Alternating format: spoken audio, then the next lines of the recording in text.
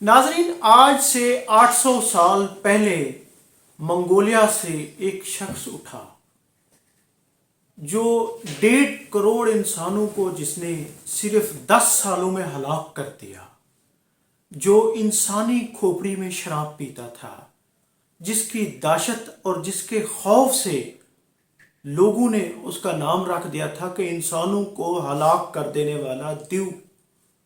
नाजरीन, वो Diu Genghis Khan जिसने आधी दुनिया को अथल पथल करके रख दिया था।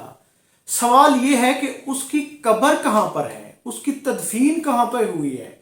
और फिर मुअर्रिखीन ये भी कहते हैं कि जब उसकी तदफीन हुई तो रास्ते में जब उसकी यानी डेड बॉडी लेके जा रहे थे, जो भी बंदा सामने आया है, जो भी काफिला सामने आया है, तो उसकी फौजों ने उस बंदे को हलाक कर दिया है। तकरीबन 10,000 से ज्यादा अफराद उसकी डेड बॉडी की तदफीन पे यानी कि वो हुए, हलाक हुए। तो ऐसा क्यों किया गया? और उसकी कब्र जिसको नेशनल जियोग्राफिक तक यानी हिस्ट्री के दुनिया के बड़े बड़े जितने भी वो माहिरीन थे और ख़ास तौर पे मंगोलिया वाले खुद भी उसकी आज तक कब्र को तलाश कर रहे हैं। ये क्या राज है, ये क्या मजबूआ है? जी हाँ, मैं हूं अब्दुर्रऊफ रूफी और आप देख रहे हैं तारीखनामा। नाजरीन, चंगेज खान ने मरने से पहले एक वसीयत की थी। उन्होंने कहा था कि मेरी डेड बॉडी को कोई ना देखे और मुझे किसी गुमनाम जगह पर दफन किया जाए और मुझे कोई याद करने वाला ना हो।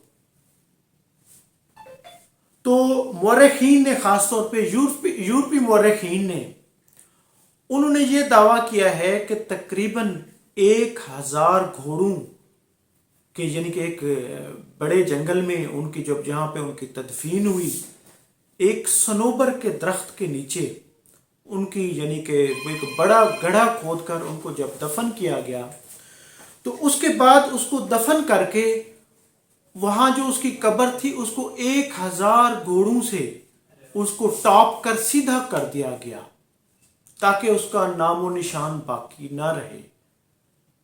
जबकि एक यानी मुअर्रिखीन की खास तौर पे टर्किश हो गया, हिंदुस्तान हो गया, भारत के कई मुअर्रिखीन ने यह लिखा है कि उन्होंने वसीयत की थी कि उसे सनोबर के साए में, घने यानी दरख्त के साए में उसकी तदफीन की जाए। और फिर ये हकीकत है कि उसको ये है कि यानी उसको याद ना किया जाए। अलबत्ता उसमें जब उसकी तदफीन की गई तो रास्ते में ये भी हकीकत है कि जो भी कोई सामने आया, ताकि लोगों को पता ना चले, दुश्मनों को पता ना चले कि चंगेज खान मर गया है, तो उसके बेटों ने ये अहकामात जारी किए कि जो भी सामने आया उसको कत्ल कर दो, जो भी काफिला है उसको कत्ल कर दो। तो ऐसा ही किया गया और 10,000 अफराद को कत्ल किया गया।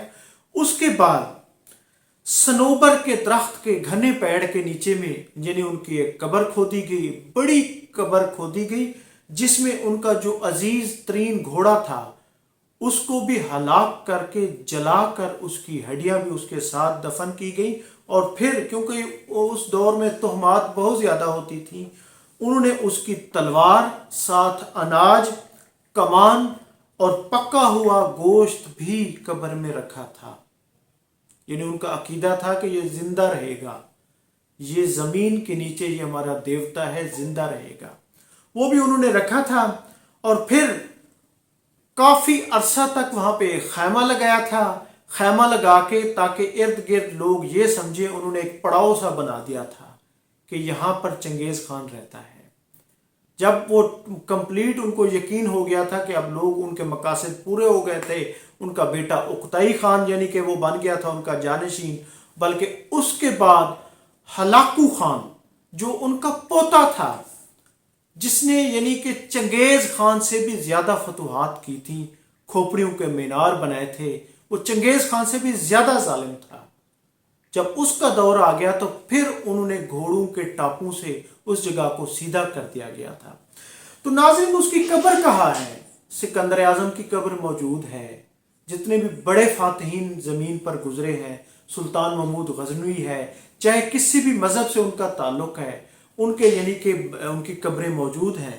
تو آج کیونکہ منگولیا کے لوگ ان کو آج بھی پوجتے ہیں، اپنا ہیرو قرار دیتے ہیں، لیکن آج وہ بھی ان کی قبر کو تلاش کر رہے ہیں.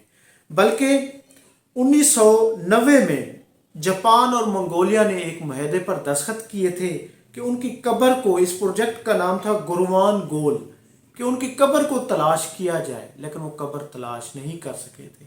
اور اسی طرح 1941 میں اس وقت وہاں پر روس کی حکومت تھی، تو اس دور کے زار نے، روس نے یہ احکامات جاری کیے تھے کہ امیر تیمور لنگ کی، جو انہی کی نسل سے تھے، ان کی قبر کو کھودا جائے، تاکہ یہ اتنا ظالم کیوں تھا، وہ ریسرچ کرنا چاہتے تھے. ناظرین، ان کی قبر کھودی گئی تو اس وقت دوسری جنگ عظیم، سیکنڈ ورلڈ وار چل رہی تھی. تو اس پر اسی یعنی قبر کھودنے کے تقریباً کہتے ہیں 2 ماہ بعد نازی فوجوں نے ان پر حملہ کر دیا تھا. یعنی تباہی، انہوں نے ماسکو کو یعنی کہ تباہ کر کے رکھ دیا تھا.